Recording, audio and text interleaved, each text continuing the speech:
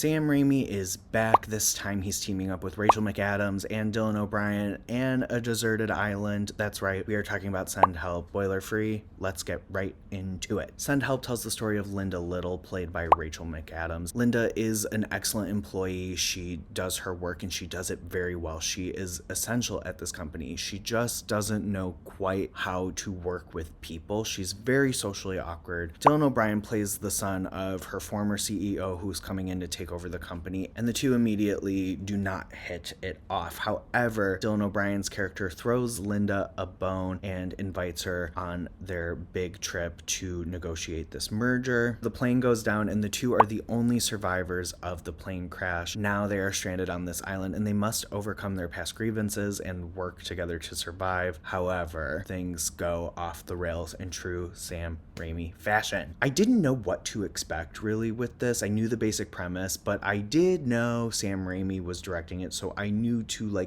expect cuckoo, bananas, bonkers, gnarly stuff, right? I think this movie is a delicious, dark comedy that escalates into the signature Sam Raimi gnarliness that we know and love. Rachel McAdams and Dylan O'Brien are kind of a dream duo in that regard. They are so committed and so thoroughly game for this premise, and it's just a delight to watch. They're so funny. They really nail the comedy of it, both individually and together. Honestly, they're the duo I didn't know I needed. They both know how to play off each other very well, and they know how to land the joke, but also kind of drag the joke out longer than expected into something ultimately more funny than it would have been if we just left the joke as is. There's also some great physical comedy coming here. No one makes eating quite as funny as Dylan O'Brien, and I think Rachel McAdams is kind of giving a masterclass on physicality in this movie as a whole.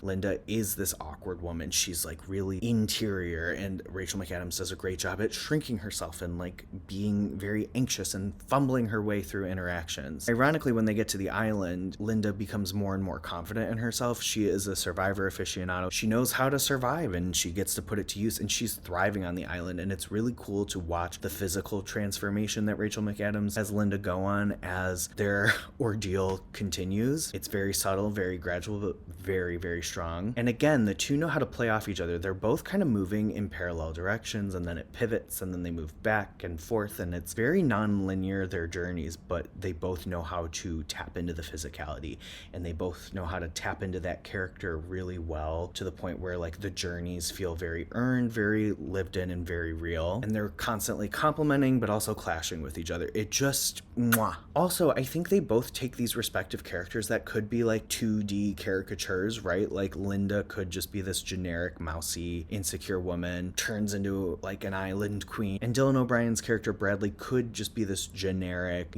finance bro, but I think they really give a lot of heft and they play around with it. It's really fun, really, again, lived in. I think Sam Raimi and writers Damian Shannon and Mark Swift really have a clear setup. Barely 10 minutes in, I thoroughly knew who these people were. I thoroughly understood the dynamics, and that made the experience they undergo all the richer as it unfolds on this island. And I feel the first half of them on the island, it unfolds like a character study. The plane crash itself is Sam Raimi, right? And there's a couple other scenes here and there, but the beginning piece of the island is kind of held back in just really examining the power play these two oscillate with, Bradley is Linda's boss, but on the island he needs her and he's injured initially, so there is this shift in dynamic. There's a play for it back, but Linda doesn't want to relinquish it. There's a lot of back and forth, and I think that's really interesting and really fascinating. But in true Sam Raimi fashion, it just keeps escalating and escalating to utterly bonkers, gnarly places. I think gnarly is the best way to describe this movie. I'm not going to get into spoiler territory, but when it goes there, it really goes there. And I think, again, because of the earlier restraint, it really works when it finally just lets loose and doesn't stop. I also think this movie does a great job at not really being predictable. There were so many times where I wrote in my notes, where are we going? where could we possibly go from here? Because it's kind of constantly pivoting and playing with the dynamic and flipping the script. I think that's really well done. I think my biggest critique of the movie is the pacing, though. It does kind of overstay its welcome. There are some drags here and there. There's some visual stuff that looks a little finicky. And then my biggest critique is actually very spoilery, so I'm not gonna get into it too much. I don't want to spoil anything because I think it's best you go into this movie blind. But there were some choices I think that were made that kind of undermine the story and the characters a little bit, and I don't agree with them. I think it kind of takes away a little bit from the journey we went on, and it rubbed me the wrong way a bit. That's so vague and annoying to say, but I want to keep it spoiler free. Again, like, I think you should go in really blind because it does keep you guessing. Overall though, like, this was such a fun movie. January has this reputation for being like really rough for movies, but between this and Bone Temple, maybe January isn't totally bad. It's so darkly funny, it's really witty, it's over the top, but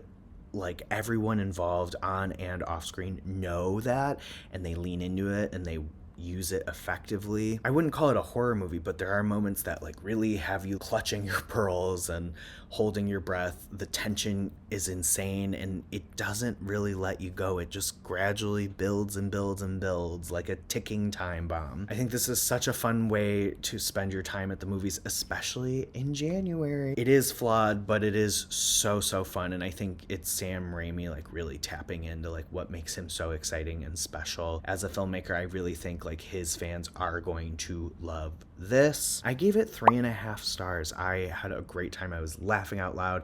I was grabbing my friend next to me, like hitting his arm because it was so intense. I really enjoyed this. Thank you so much for tuning into another review. Make sure you do all the things you're supposed to do with a YouTube video: like, comment, subscribe, share, follow me everywhere, because we've got more reviews coming. We've got more award season coming and you're not going to want to miss it. But until the next time, bye.